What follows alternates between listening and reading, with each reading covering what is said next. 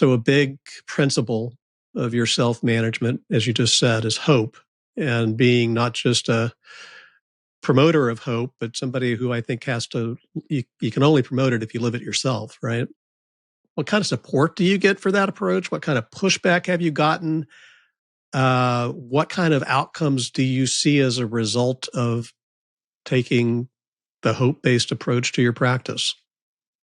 Yeah. Yeah. I mean, I'll start with your first statement about, where it comes from. If I had to summarize my thoughts on leadership, it's really one quote: be the change you want to see. Mm-hmm. Mm-hmm. I mean, if you want your team to be positive and proactive and hopeful, you have to be that way. And so I really did a deep dive after that encounter with that patient. And I said, how can I be a more positive, hopeful person? And so the clothes were part of it. But also, I mean, part of it is like, I've got to stay on the cutting edge and not be afraid to talk to patients and families about emerging, products that are exciting, even if they're not FDA approved yet.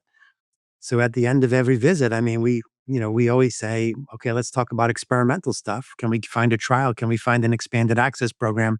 If not, are there things we could buy and try that look exciting? And that's a whole nother part of this that I think a lot of people are not comfortable with. But I think part of it comes down to, are you are you in a job, or is this your passion? Mm. I mean, either way, I mean, you can have a job as a doctor and be really good at it and practice evidence-based medicine, and nobody can critique you.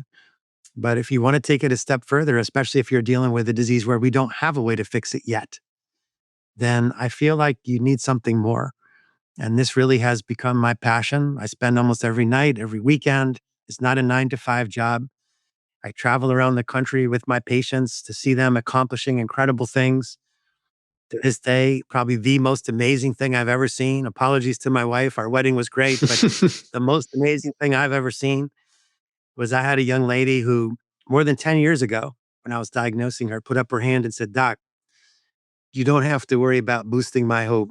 I already know what I'm going to do.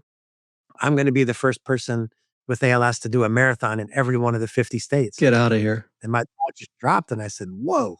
I said, "Now, I've never heard of anyone setting Mm-hmm. such an ambitious goal, but I would love to see this. Please keep me posted. I gotta be there for number 50."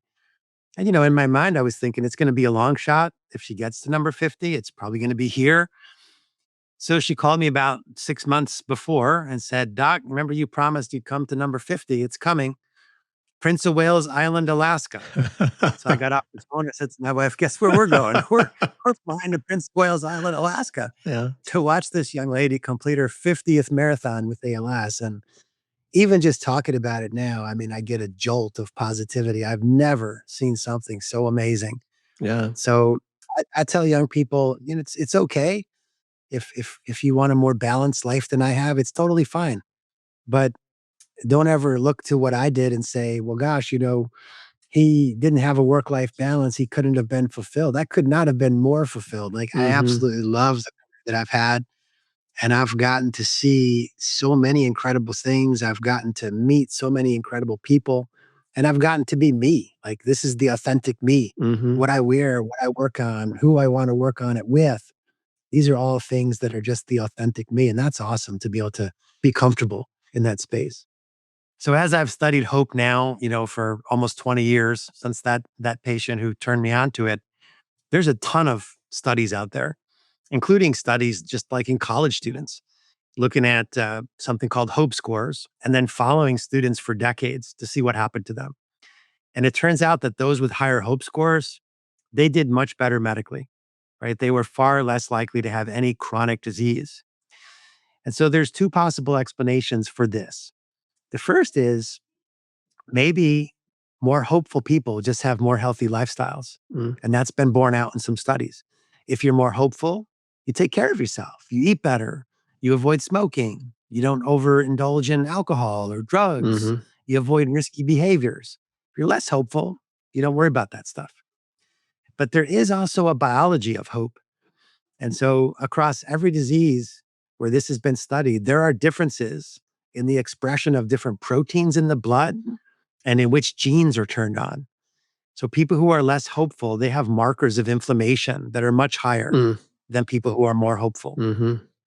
So again, it's one of these things, which comes first? I don't know, Mm-hmm. but I have a study underway now to look at a specific hope boosting strategy. Like I've got my own, and we'll talk about it. That's what I made the movie about. Over 20 years, I've developed an approach to boosting hope, and it's complicated. And I don't think most docs are gonna want to do all the things that I do. They're not gonna wanna wear the wacky clothes and Mm-hmm. travel the world with their patients. But if I could show them one thing that took less than 10 minutes that somebody on their team could do that would boost hope scores, and if people with higher hope scores and ALS did better, well, then I think I would have something. And that's what I'm working on right now.